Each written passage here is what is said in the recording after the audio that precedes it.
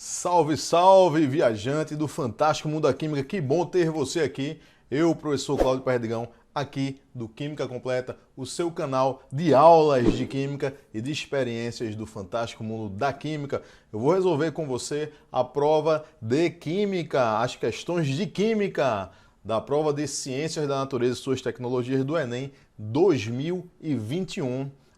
Eu te convido, para você que não me conhece, para você me seguir nas minhas demais redes sociais, todos Química Completa, Instagram, TikTok, Facebook, Twitter, tudo Química Completa. E convido também você a visitar o nosso site, o www.quimicacompleta.com.br.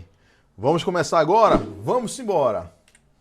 Questão 91 diz o seguinte: no cultivo da hidroponia são utilizadas soluções nutritivas contendo macronutrientes e micronutrientes. Além dos nutrientes, o pH é um parâmetro de extrema importância, uma vez que ele afeta a preparação da solução nutritiva e a absorção dos nutrientes pelas plantas. Para o cultivo de alface, valores de pH entre 5,5 e 6,5 são ideais.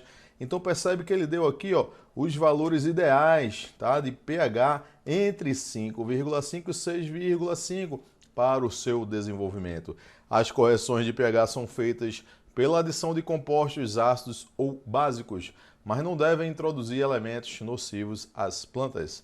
Na tabela são apresentados alguns dados da composição da solução nutritiva de referência para esse cultivo.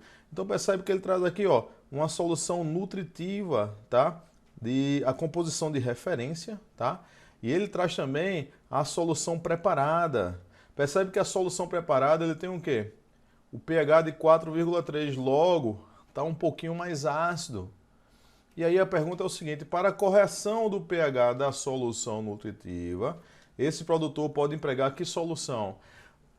Veja só, quais são as competências e habilidades dessa questão? Ela vai trabalhar o quê? Escala de acidez e basicidade, não é? Que é uma escala que vai de quanto? A escala de pH. A escala de pH que vai de 0 ao quê? 14. Passando pelo 7, que é o meio o quê? Neutro. Então veja só. Para a esquerda temos a acidez, o aumento da acidez.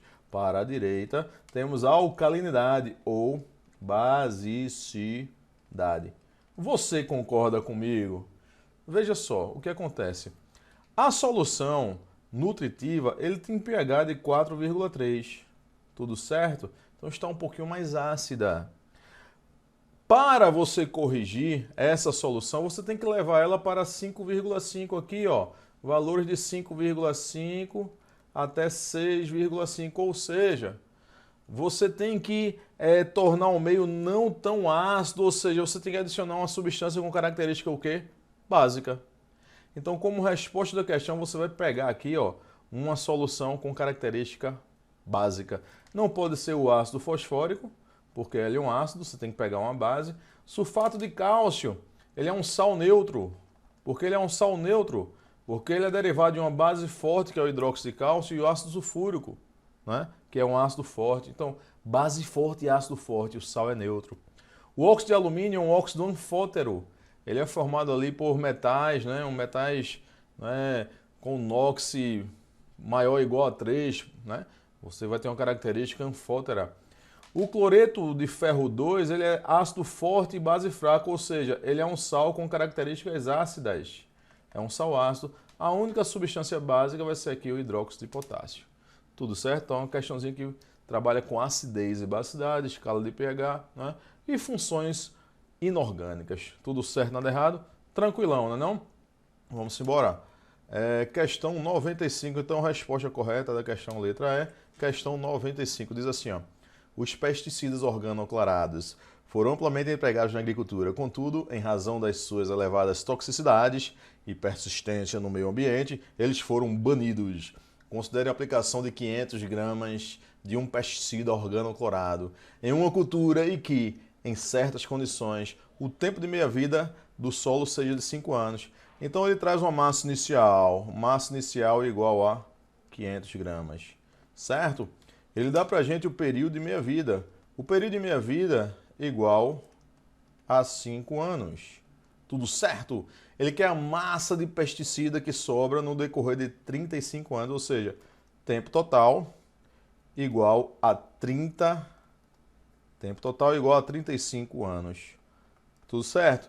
Meus queridos e minhas queridas, uma questãozinha dessa você pode fazer ou pela tora ou por fórmula. Como é pela tora? Pelos decaimentos, né? Raciocina comigo.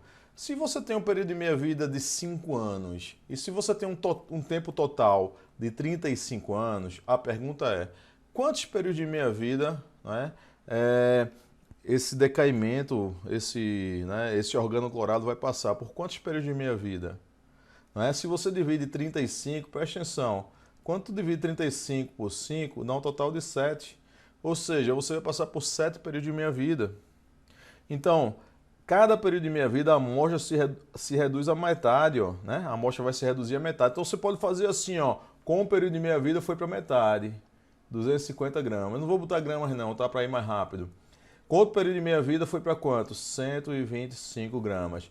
Com outro período de meia-vida foi para 62,5 gramas. Com outro período de meia-vida foi para quanto? Foi para 31, né? 31,25, 31,25, não é isso? Com outro período de meia-vida foi para quanto? A metade de 31 vai ser o quê? 15, perto de 16, né? Mais ou menos aí, perto de 16. Com outro período de meia-vida vai para quanto? Perto não, né? 8, né? Com outro período de meia-vida vai para quanto? Perto de 4, certo? Então você vai ter aqui, ó, um decaimento, 2, 3, 4, 5, 6, 7. Tua resposta vai dar aqui, ó, perto de 4 gramas. Resposta correta, letra A, 3,9 gramas. Percebe uma questãozinha que trabalha com período de meia-vida, que é visto na cinética e é visto também em radioatividade. Se você quiser fazer por fórmula, como é que vai ser isso aqui? Tu vai fazer assim, ó, o tempo total é igual ao período de meia-vida multiplicado pelo número de períodos de meia-vida. Isso é uma fórmula que você usa, se você quiser fazer por fórmula, tá? E a outra fórmula que você vai usar é o seguinte, ó, massa final é a massa inicial sobre 2 elevado ao número de períodos de meia-vida. Então daqui tu acha o xzinho, ó, ou seja, o tempo total, 35, vai ser igual ao período de meia-vida que foi 5 vezes x. Logo, você descobre x é igual a 35 por 5, que dá 7. 7 meias vidas. Certo! E aí o que é que você faz? Você agora joga aqui, ó, massa final vai ser a massa inicial, 500 gramas, dividido por 2 elevado a 7. Não é não? Logo, a massa final vai dar igual, aproximadamente fazendo esses cálculos, 2 elevado a 7, 2 vezes 2, 4, 2 4, 8, 2 16, 2 16, 32, 2 vezes 2, 34, 2 vezes 64, 128. Vai dar 500 por 128. Logo, essa massa final vai dar igual aproximadamente 3,9 gramas, fazendo esses cálculos aqui. Tá certo? Resposta correta, letra A. Percebe uma questãozinha aí que foi uma questãozinha de cálculo, tá certo? A prova como um todo, com relação às questões de química, você teve uma incidência de questões de cálculo muito pequena. Cerca de 3 a 4 questões de cálculo. As outras questões, né? Suponha 15 questões para química, 4 de cálculo, 11 teórica, tá bom? A prova do Enem foi uma prova bem teórica de 2021, tá? Vamos lá. Questão 97.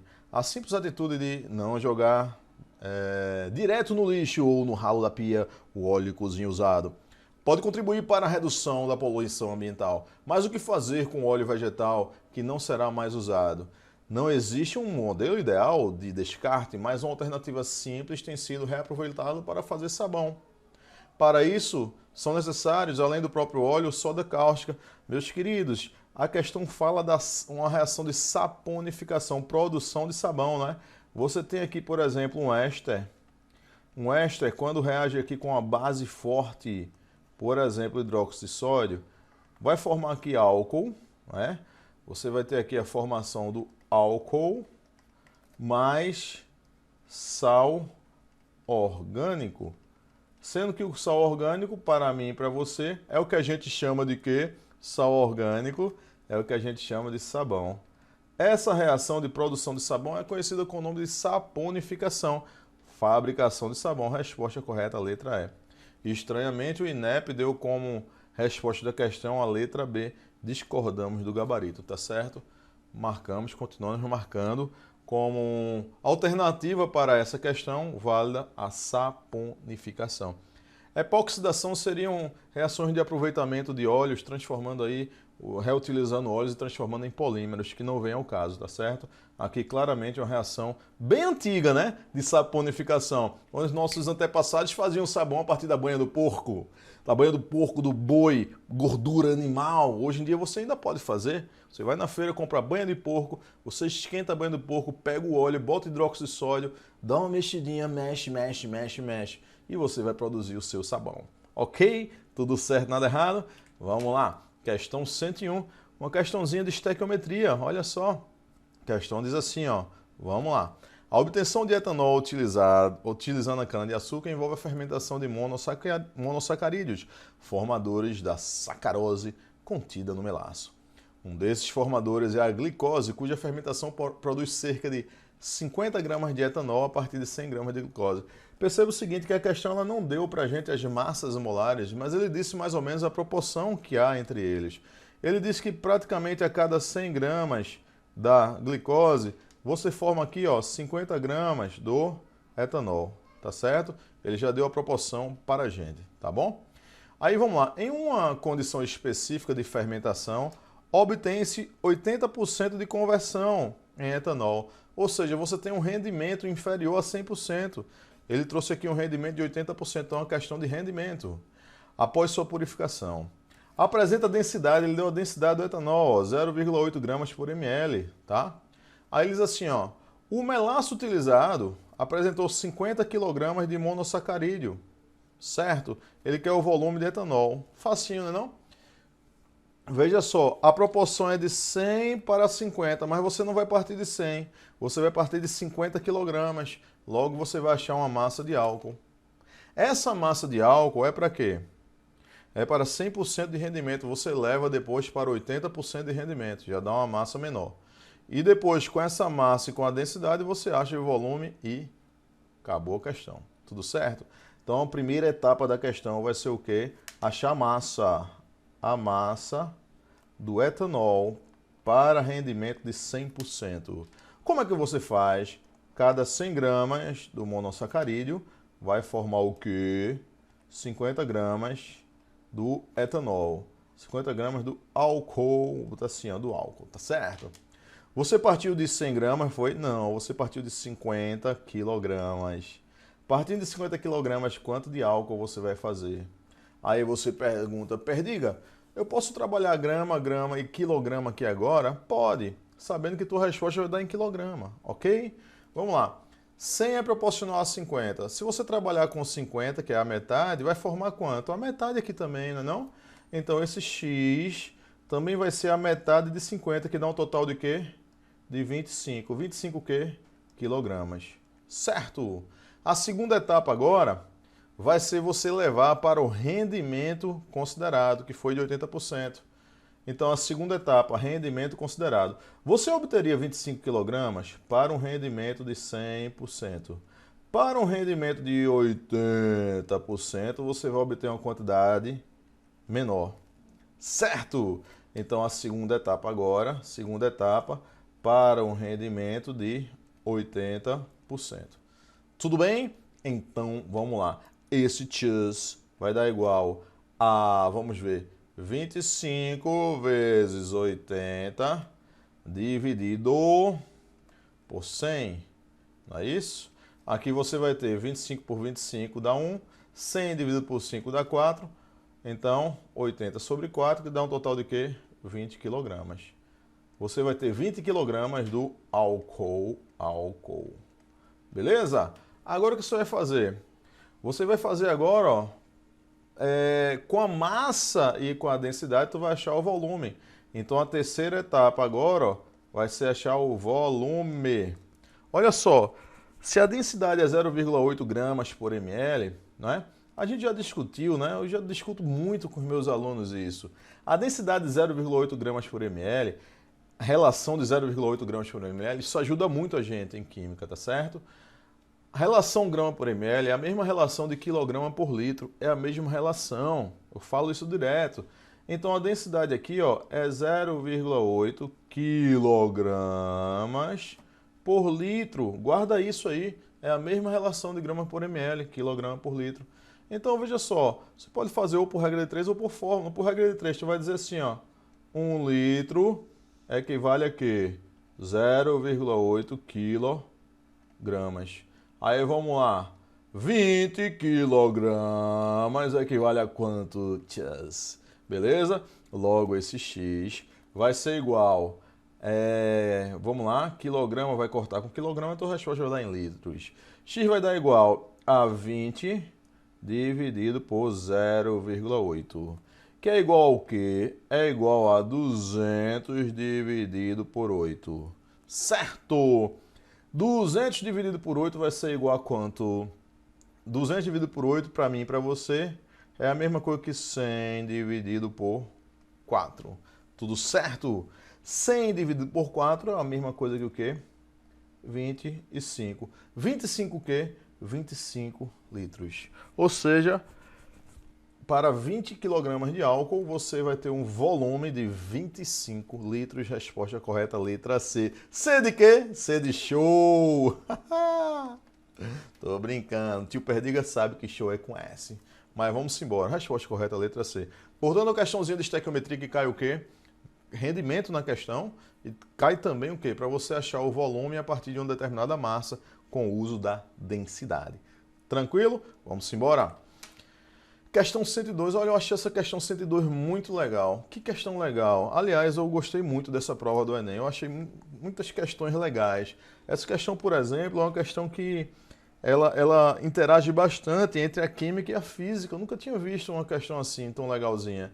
Olha só, é possível ligar aparelhos elétricos de baixa corrente utilizando materiais comuns de laboratório, no lugar das tradicionais pilhas. Vê que massa. A ilustração apresenta uma montagem que faz funcionar um cronômetro digital. Então veja só, você tem uma pilha aqui, ó, cobre, zinco, cobre, zinco. Percebe o seguinte, se você faz uma pilha aqui cobre, zinco, suponha, se aqui você chama aqui o lado positivo, aqui é o lado negativo, né? Então, se você colocou o cobre como lado positivo, o zinco você coloca como lado negativo. E aqui você coloca assim de novo, ó, positivo e negativo, não é? Ou seja, você nota que essas pilhas aqui estão ligadas em quê? Em série, não é não? Elas estão ligadas em série. Com isso, vai somar a DDP dessa pilha aqui com a DDP dessa outra pilha. Vê que legal. Elas estão ligadas em série. Eu gostei muito. Aí, olha só. De um lado, você vai pegar o quê? De um lado, você vai pegar um fiozinho aqui e vai conectar o outro lado aqui, ó, esse fiozinho para ligar o cronômetro. Ou seja, essa diferença de potencial vai servir para ligar o cronômetro. Veja que interessante. Mas se você quiser medir essa diferença de potencial, você pode botar um voltímetro, né, que vai ser ligado aqui, ó, junto com esse cronômetro, vai ser ligado aqui, no caso, em paralelo, né? Você vai botar o voltímetro, você vai medir aqui, ó, a intensidade aqui, ó, da DDP, certo? Aí ele diz o seguinte, isso aqui se parece com o quê? Com que circuito aqui? Olha só, você tem duas fontes aqui, né? Você vai ter duas fontezinhas aqui, ó, né? A simbologia para a física, né, de uma bateria, você vai ter algo desse tipo aqui, né?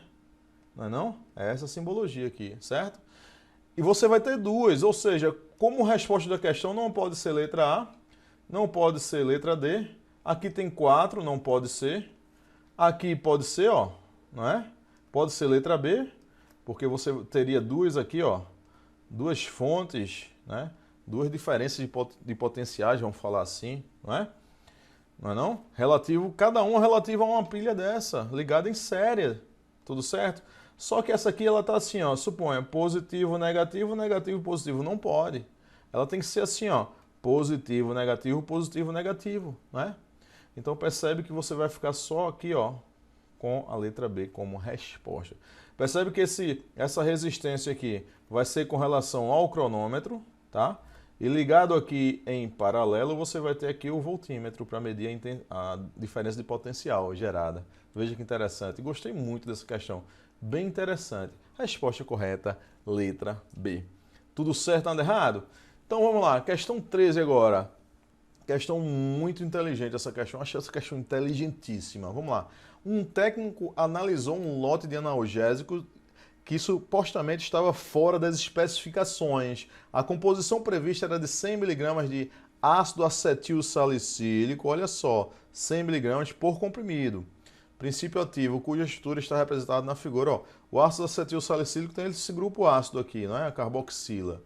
Aí vamos lá. O técnico, além de amido, mas tinha também amido e celulose, né? Que são substâncias que não têm características ácidas. Mas vamos lá, o técnico realizou os seguintes testes. Aí, ó, ele obteve a massa do comprimido, verificou, mediu a densidade, verificou, por exemplo, o pH, né, com papel indicador, determinou a temperatura de fusão e titulação, fez a titulação. Ó. Vamos lá. Após a realização dos testes, o lote do medicamento foi reprovado porque a quantidade de ácido acetil salicílico por comprimido foi de 40% da esperada, ou seja, ele conseguiu achar uma quantidade de ácido nesse comprimido muito menor do que a esperado, 40% da esperada.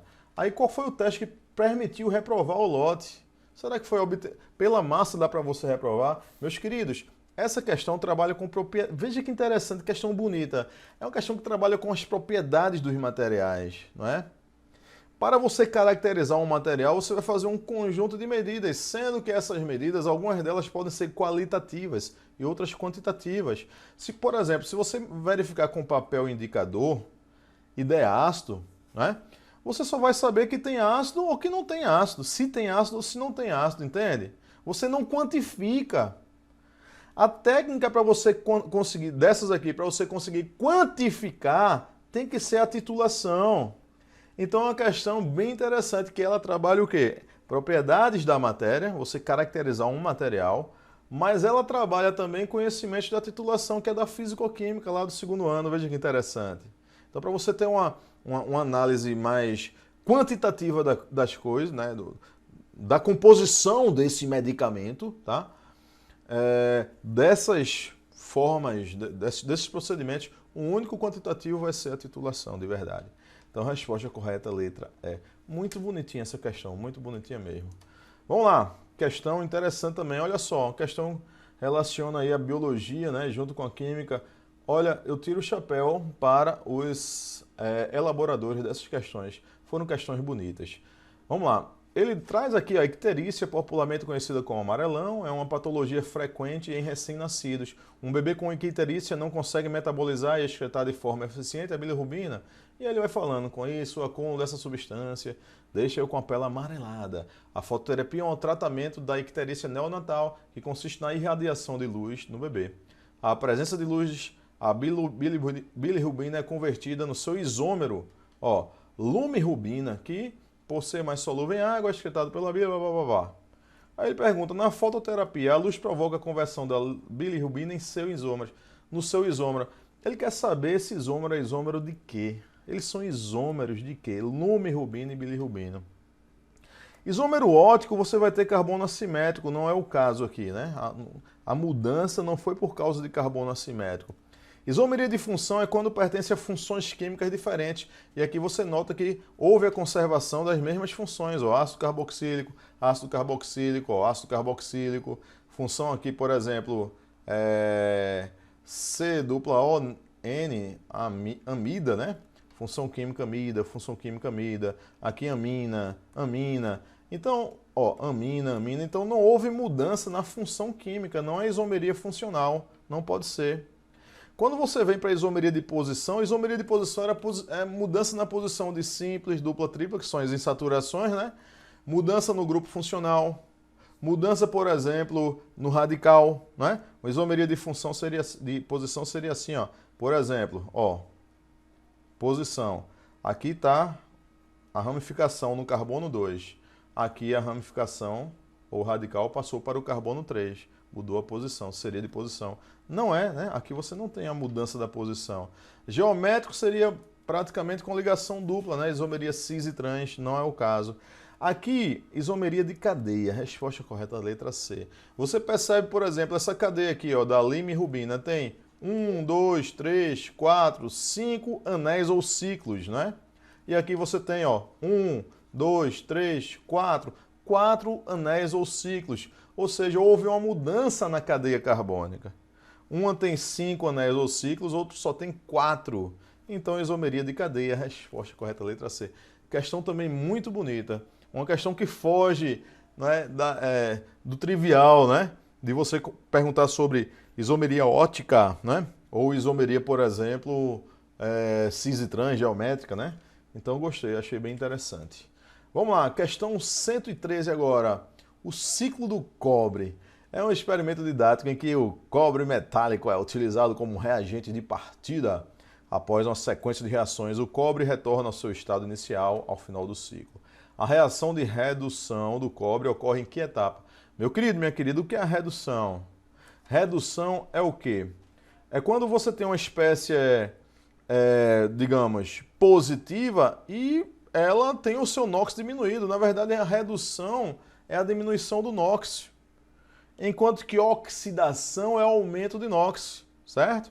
Então, redução, o que é redução? É diminuir o NOx. O NOx, e o que é o NOx? É a carga das espécies nos compostos. Então, por exemplo, o cobre está com NOx aqui 2+, ó, ele foi de 0 para 2+, aqui ocorreu a oxidação, né? Oxidação, aí ó, manteve, né? Continua sendo 2+ aqui, ó.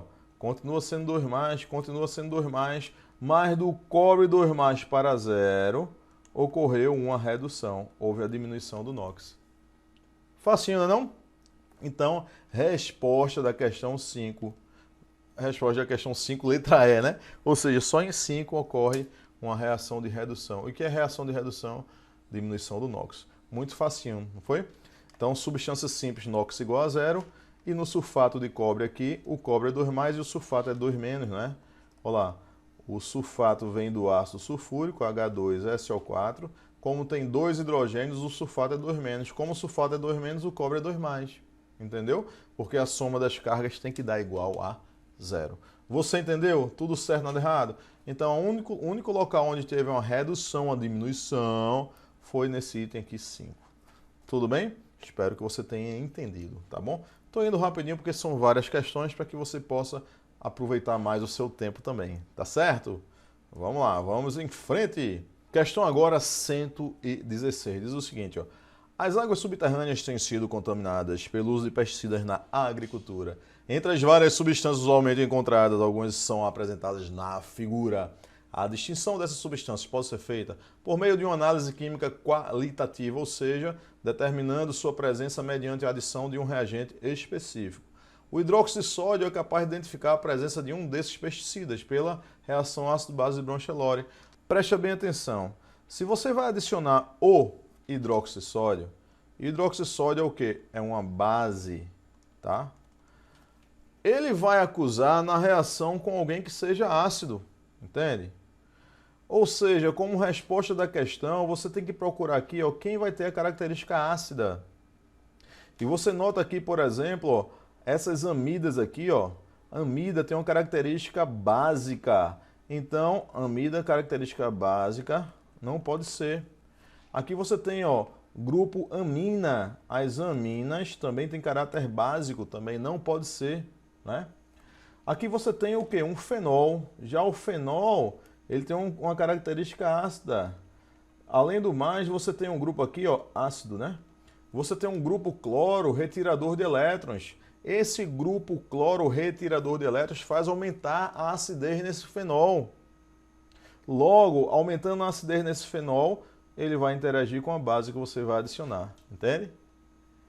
Aqui você vai ter, por exemplo, ó, compostos envolvendo aqui o halogênio, né? Grupo também do éter, compostos com características neutras, aqui o silício também, né? Então você vai ter compostos com características neutras, aqui ó, características neutras, ou seja, você vai marcar como resposta à questão o item 3, resposta correta, letra C. Então o que matou a questão foi o quê? Você saber que o hidróxido de sódio é uma base, você tem que pegar alguém com característica ácida. E você saber que os fenóis têm uma característica ácida. Tudo certo, nada errado? Matou a questão. Então vale a pena você revisar a acidez de compostos orgânicos, tá? Vai que cai na próxima edição do Enem, o Enem 2022. Vamos lá. Questão 117. Com o aumento da população de suínos no Brasil, torna-se necessária a adoção de métodos para reduzir o potencial poluidor dos resíduos dessa agroindústria. Uma vez que, comparativamente ao esgoto doméstico, os dejetos suínos são 200 vezes mais poluentes, né? Sendo assim, a utilização desses resíduos como matéria-prima na obtenção de combustíveis. Olha só, você vai usar o suíno como matéria-prima na obtenção de combustíveis, ou seja, você vai fazer a compostagem, tal como é feito, por exemplo, com as galinhas. Pega estrume de galinha, mistura lá com plantas, as bactérias vão ajudar a digerir as plantas mortas, formando o biogás, onde você vai ter o metano, né, como principal componente, né? Você vai fazer isso sendo com os suínos, né? Você não vai fazer com as aves, vai fazer com os suínos, mais o mesmo procedimento, tá certo? Então você vai produzir o biogás, né? Resposta correta, letra B. Tudo certo, nada errado. Etanol nada a ver, né? Vem da cana-de-açúcar, butano vem do petróleo, metanol vem da destilação seca da madeira e o biodiesel também você vai ter reações complexas que são diferentes aí da produção aí do biogás, tá certo? Que é só através da compostagem você já consegue formar. Tudo bem? Tudo certo, nada errado. Questão 122. A imagem apresenta as etapas do funcionamento de uma estação individual para tratamento do esgoto residencial. Veja que interessante. O esgoto residencial, tudo começa na caixa de gordura, ó, retém os detritos de pia e cozinha, liberando água quase isenta de gordura, ó, caixa de gordura aqui, ó. E aí você tem, ó, item 2, caixa de passagem recebe o que vem dos banheiros, lavanderia, reunindo todo o esgoto residencial e por aí vai. O que é que ele quer? Em qual etapa decanta-se o lodo a ser separado do esgoto residencial? Certo? Então veja só, se você tem lodo a ser separado do esgoto residencial, se você tem lodo, vai ser um processo de decantação, não é? Aqui ele diz assim, ó, 3, tanque séptico. Aqui o esgoto deve ficar em repouso por um período relativamente maior que as outras etapas, certo? Então percebe que aqui você vai ter exatamente a etapa em que você vai ter uma decantação, separação do lodo com a parte mais líquida do processo, não é? Justamente aqui nesse tanque séptico. Resposta correta, letra C para a questão. Tudo certo, nada errado? Então uma questãozinha aqui de separação de misturas, trazendo aí pra gente uma estação de tratamento individual. Veja que interessante isso aqui, né? Depois você tem um filtro biológico, caixa de inspeção, depois você tem aqui, ó, tratamento com cloro e você tem uma água de reutilização aqui para utilizar aqui no banheiro novamente. Vê que interessante. Legal, né não? Muito bom. Claro que você não vai tomar banho aqui, né? Mas vai usar na descarga, por exemplo, né? Vamos lá, questão 124. O emprego de células de combustível a hidrogênio pode ser uma tecnologia adequada ao transporte automotivo. O quadro apresenta características de 5 tecnologias mais proeminentes de célula combustível. Então ele traz o tipo de célula, ó, AFC, ele traz as siglas aqui, né, das células, temperatura, né, o tipo de eletrólito e as semi-reações nos eletrodos, tá? Testes operacionais com esses tipos de células têm indicado que as melhores alternativas para veículos são as que operam em baixos níveis de energia térmica. São formados por membranas de eletrólitos poliméricos, preste atenção nisso aqui, e ocorrem em meio ácido. Então você vai pegar essas características aqui, ó. Temperaturas menores vão ser essas aqui, ó, 90, 100, 60, né? A 100 e 125 a 200 são as temperaturas menores, certo? Então você excluiria essas duas aqui, ó, tá? Agora, membrana de eletrólitos poliméricos e ocorre em meio ácido. Vamos lá.